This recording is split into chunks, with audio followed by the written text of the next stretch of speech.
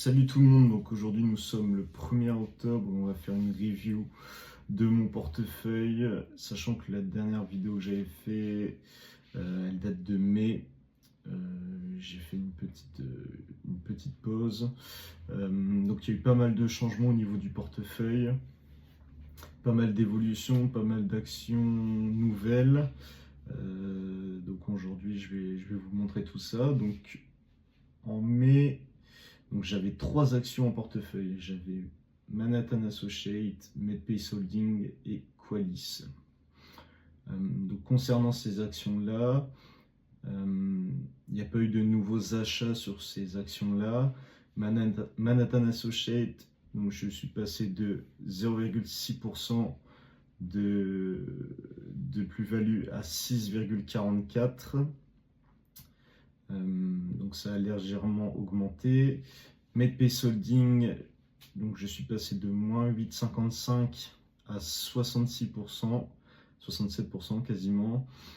Voilà, Medpace Holding ont annoncé leurs résultats qui ont énormément plu et donc l'action était sous-évaluée, donc elle a très bien réagi à ces résultats-là. On verra plus tard au niveau des graphiques. Et Qualys, donc Qualys, j'avais 6% de plus-value et donc là je suis redescendu à 2% environ.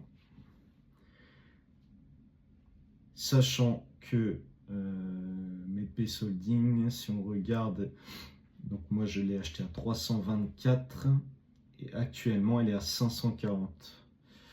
Manhattan Associates, j'ai acheté à 186 et maintenant elle est à 198. Et Qualys, je l'ai acheté à 128 et elle est à 130. En plus de ça, il y a eu 2 nouveaux achats dans le portefeuille. Donc c'est des entreprises que j'avais on va dire en surveillance, qui ont des très bons fondamentaux et qui ont atteint, on va dire, des prix raisonnables pour moi en tout cas.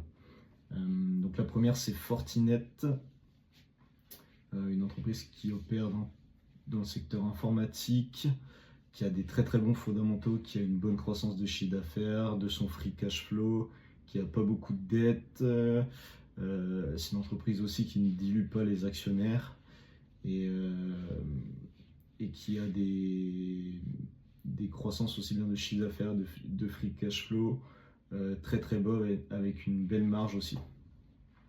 Donc ça, c'est la première entreprise que j'ai achetée. Donc je l'ai achetée à 72 dollars. Actuellement, elle est à 84, donc ça me fait une plus-value de 16%. La seconde entreprise que j'ai achetée, c'est Adobe.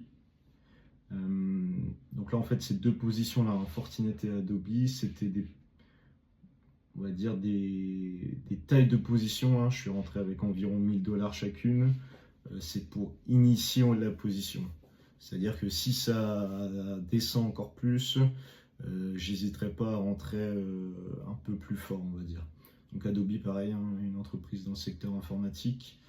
Je l'ai acheté à 362 et actuellement elle est à 341. Donc là pour le moment je suis en moins-value latente, donc j'ai moins 6% environ. Comme vous le voyez là, c'est des petites positions pour le moment, ça représente 6,10 pour Adobe et 6,49% de mon portefeuille.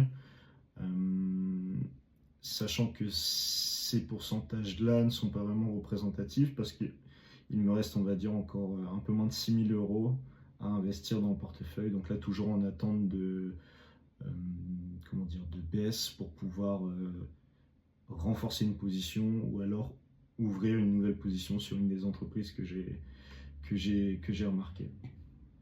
Alors pour tout ce qui est graphique, donc là Fortinet, c'est la première que j'ai achetée. Donc là nous sommes en vue mensuelle, c'est-à-dire qu'une bougie représente un mois. Donc là on a vu qu'au plus haut elle était montée à 115, qu'ensuite elle a un petit peu descendu, un petit peu remonté. Donc là il y a une chute suite à des résultats qui étaient, on va dire, plutôt bons, mais vu que l'entreprise était déjà bien évaluée, en tout cas bien haute, les résultats, bien qu'ils soient bons, n'étaient pas aussi bons que les investisseurs le voulaient. Donc voilà, c'est ce qui a provoqué en partie cette chute-là. Et donc moi j'ai acheté Fortinet vers les 72, donc juste au niveau de la ligne, un peu au-dessus de la ligne violette. Voilà, si on prend la réduction, enfin la baisse qu'il y a eu, ouais, voilà, je l'ai eu avec un rabais, on va dire, de 72, de 35%, on va dire. Donc en fait, Fortinet n'est pas une moins bonne entreprise parce qu'elle a perdu 35%, c'est juste qu'elle a un meilleur prix en termes de risque. C'était mieux pour moi d'y aller à ce moment-là plutôt que d'y aller en haut.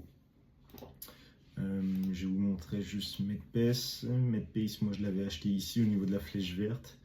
Et donc là, c'est les derniers mois qu'il y a eu sur Medpace suite à l'annonce des résultats. Et donc là, ça continue encore de monter. Donc là, je ne vais pas pouvoir renforcer Medpace pour le moment parce qu'elle est bien trop haute. La seconde entreprise que j'ai achetée, c'était Adobe. Donc là, Adobe, là nous sommes en vue mensuelle, c'est-à-dire qu'une bougie représente un mois. Si on se met en trimestriel, donc une bougie sur 3 mois, on voit que Adobe a bien chuté. À son plus haut, elle était à 640. Donc là, actuellement, elle est à 341. Donc ça fait une chute de quasiment 50%. Comme sur Fortinet, hein, l'entreprise n'est pas moins bonne parce qu'elle a perdu 50%. C'est juste qu'elle est à un meilleur prix. Et ce sera toujours mieux d'acheter à ce prix-là que d'acheter en haut. De par la plus-value qu'il est possible de faire, parce que forcément les gains, si elle retourne à 640, seront beaucoup plus gros, et de par aussi le risque en fait. Donc en fait, c'est vraiment double bénéf d'investir à ce moment-là. On va pouvoir espérer plus de gains et on baisse son risque. Donc là, pour le coup, Adobe, si on regarde, on va dire un peu plus graphiquement, on voit que là, il y a eu un retracement sur les 3 mois avec la MM200. Non, pas la MM200, excusez-moi, c'est la MM, la violette. La violette, c'est la MM50 trimestrielle qui revient en support. Donc là, on remarque déjà qu'il y a un support ici. Là, c'est peut-être un peu plus technique, mais voilà, un support, donc ça reste une zone où il y a plus de chances en tout cas que ça rebondisse, soutenu par la MM50 qui arrive derrière. Et quand on réduit l'unité de temps et qu'on bascule en mois, donc là c'est pareil, en mois on arrive exactement dans cette zone là. Donc ça me paraissait être en tout cas un bon point d'entrée pour initier une entrée. Encore une fois, j'ai mis que 1000 $.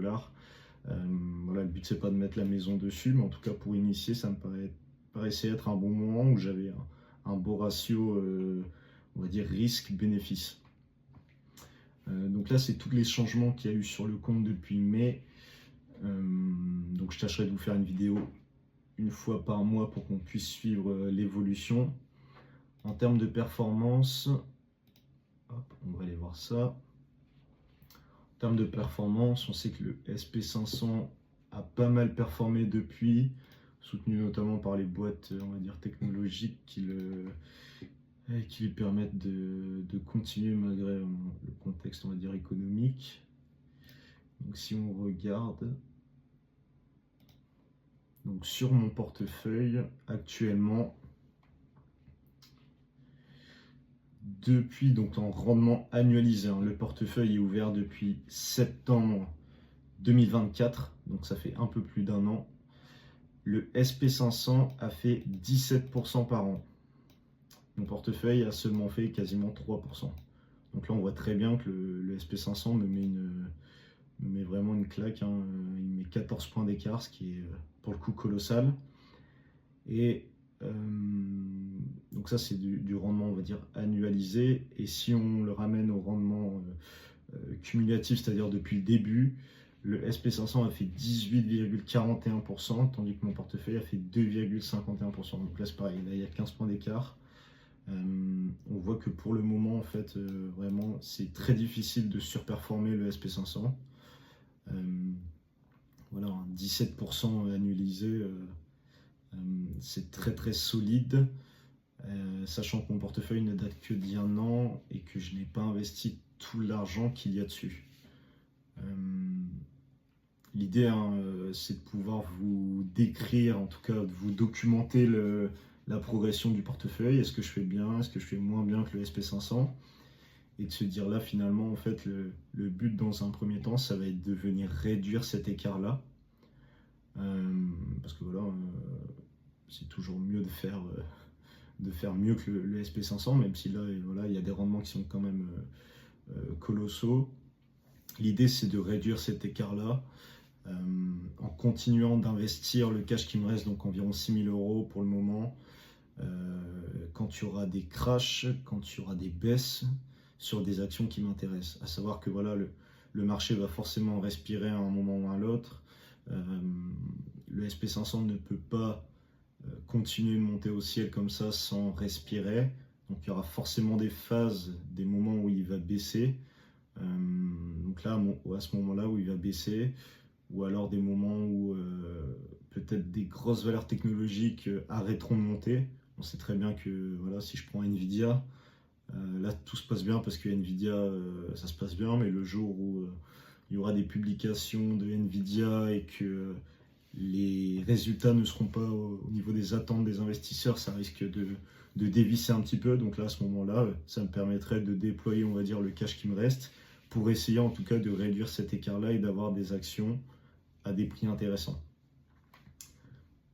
Donc voilà, pour tout ce qui est le portefeuille, la performance et les différentes actions que j'ai achetées depuis mai, celles que j'ai renforcées.